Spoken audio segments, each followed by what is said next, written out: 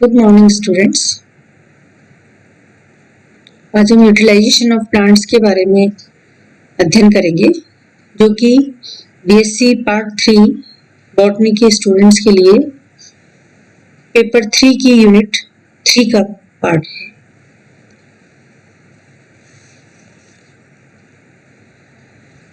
Utilisation of plants में आज हम सीरियल्स के बारे में बात करेंगे।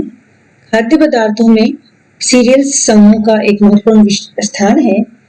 विश्व की संपूर्ण जो मानव जनसंख्या है वो अपने भोजन हेतु सीरियल्स पर बहुत ज्यादा आश्रित है और किसी भी राष्ट्र की आर्थिक स्थिति उस देश में सीरियल्स की उपलब्धता पर निर्भर करती है। अनाज को मुख्य रूप से 4 भागों में विभाजित किया जा सकता है। मेन सीरियल्स जैसे कि गेहूं, चावल, मक्का। माइनर सीरियल जैसे कि जई, राई, जौ। मिलेट्स या जिनको हम मोटे अनाज कहते हैं जैसे ज्वार, बाजरा, सावा आदि।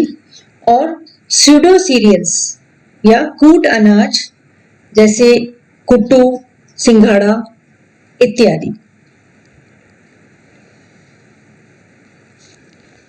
अनाज का हमारे जीवन में बहुत अधिक महत्व है। अनाज में कार्बोहाइड्रेट प्रचुर मात्रा में पाए जाते हैं, साथ ही प्रोटीन, वसा व विटामिन भी पाए जाते हैं। जीवन चक्र छोटा होने के कारण कम समय में इनकी हम अधिक फसल ले सकते हैं।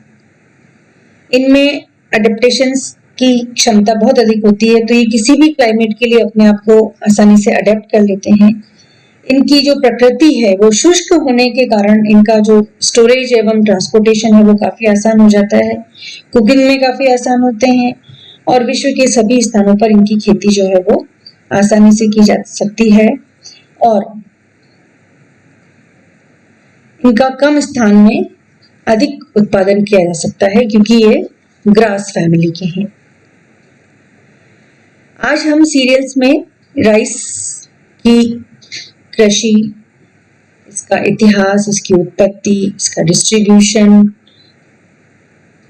उन्नत किस्में, इसका हम अध्ययन करें। तो सबसे पहले हम जानेंगे botanical name of rice is Oryza sativa, belongs to family Poaceae, that is grass family, सब family Originae, और इसका कॉमन नेम जो है वो है राइस या चावल। History of rice. विश्व की आधी से ज्यादा जनसंख्या अपने भोजन में चावल का उपयोग करती है और सभी खाद्यान्नों में चावल एक ऐसा खाद्यान्न है जिसे सिर्फ उबाल कर भी खाया जा सकता है। और ये एक सच्चाई है कि एशिया में ही चावल का डोमेस्टिकेशन हुआ है। चीन में चावल की खेती का इतिहास लगभग 5000 वर्ष पुराना है। प्राचीन सभ्यताओं जैसे बाइबल एवं मिस्र घाटी सभ्यता में चावल का उल्लेख नहीं है, जबकि हड़प्पा एवं थाईलैंड की सभ्यताओं में इसका उल्लेख है। पुरातात्विक अनुसंधान के अनुसार चावल की उत्पत्ति जो है वो 3000 बीसी से 2500 बीसी के मध्य है और चावल की खेती सर्वप्रथम भारत, चीन आदि में हुई।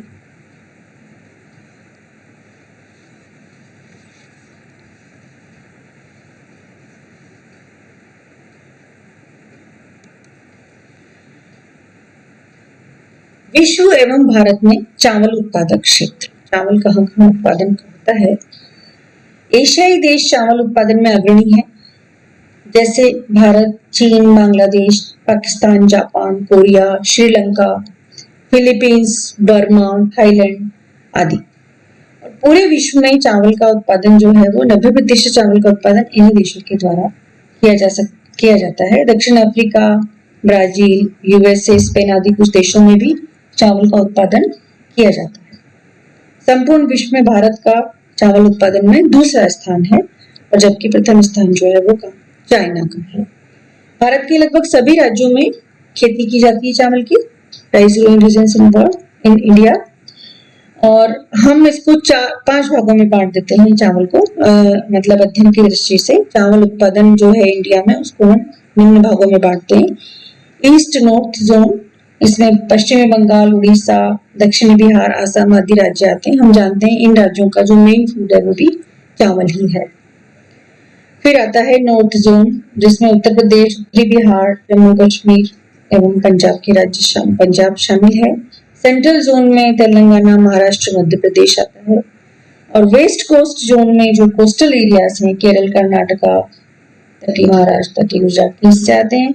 एंड सदर्न जोन में जो है आंध्र प्रदेश, कर्नाटक के आंतरिक भाग, कृष्णा, कावेरी, गोदावरी का जो डेल्टा रीजन है वो इसका सदर्न जोन का निर्माण करते हैं। और राजस्थान में जो है वो चावल की खेती कोटा, बारां, श्री गंगानगर, उदयपुर, भीलवाड़ा आदि डिस्ट्रिक्ट्स में होती है।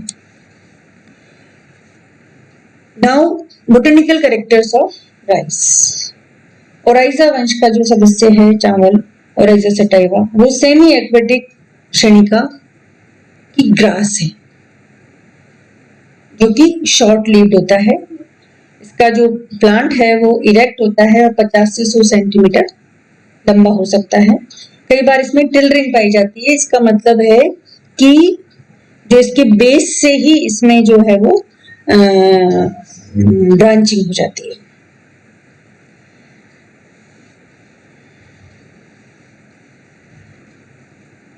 चावल के पादप पर पत्तियां जो है वो स्टेम पे अल्टरनेट इनका एस्टिवेशन होता है। प्रत्येक पर्ण को 4 भागों में बांटा जा सकता है: लीफ, शीथ, लेमिना, लिग्यूल एवं ऑरिकल।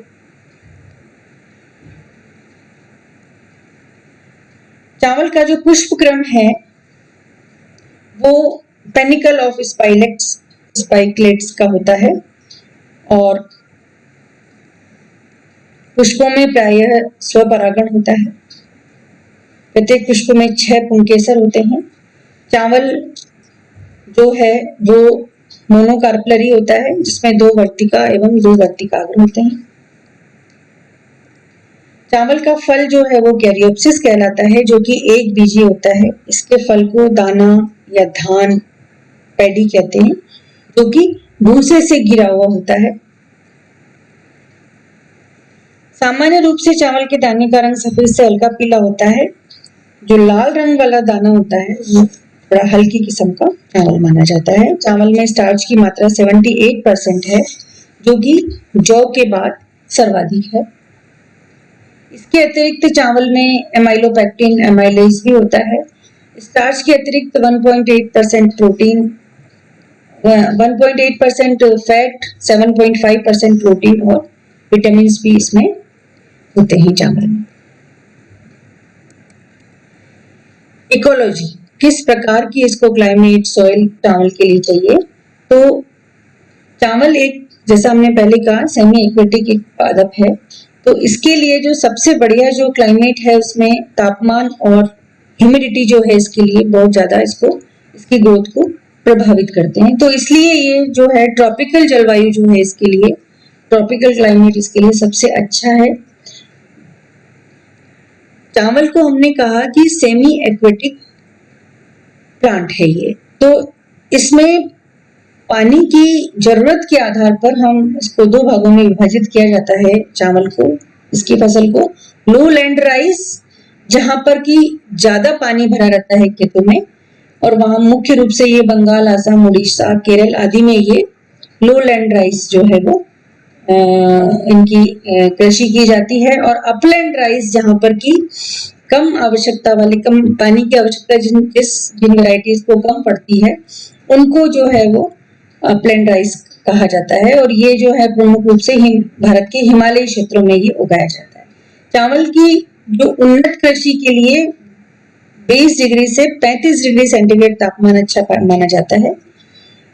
राइस जो है शॉर्ट डे प्लांट है, और इसके लिए जो सॉइल जो है इसकी वो क्ले लोम जो है वो इसके लिए बहुत अच्छी मानी जाती है, और हल्की एसिडिक सॉइल होनी चाहिए, वो चावल की खेती के लिए बेस्ट होती है। इसके बाद में आता है कल्टीवेशन। तो कल्टीवेशन में जो हम बाकी फसलों की कल्टीवेशन में होती हैं, जो चरण होते हैं कि पहले खेत की जुताई होती है, फिर सोइंग होती है, फिर उसके बाद में जो है ये इनकी अलग अलग इनके लिए पानी देना और ये सब जो है जिसको हम कहते हैं सिंचाई है, ये सब होने के बाद में फिर हार्वेस्टिंग होती है finally.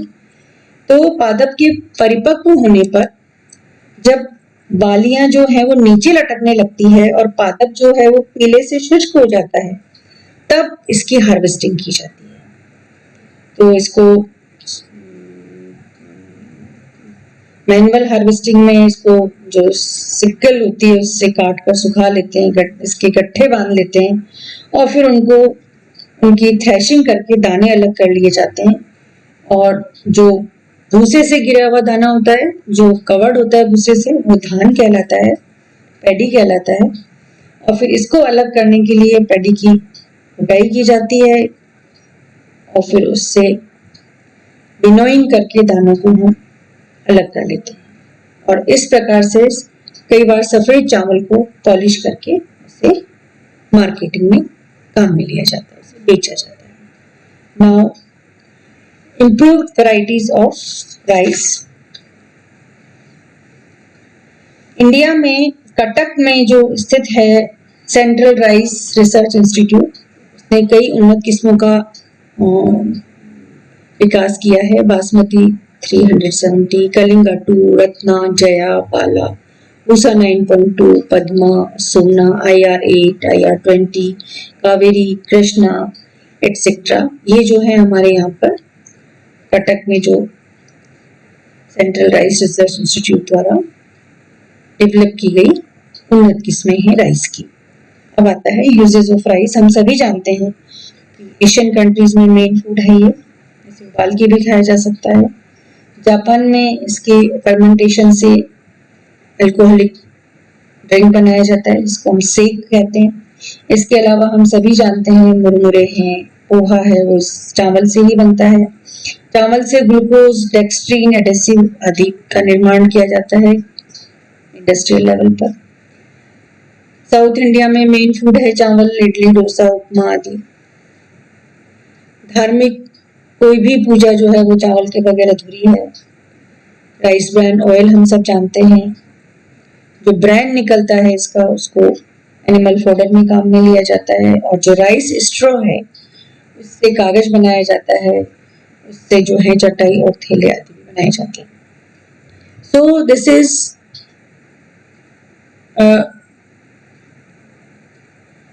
introduction about rice, its cultivation, its distribution, its history, improved varieties, its uses. Thank you.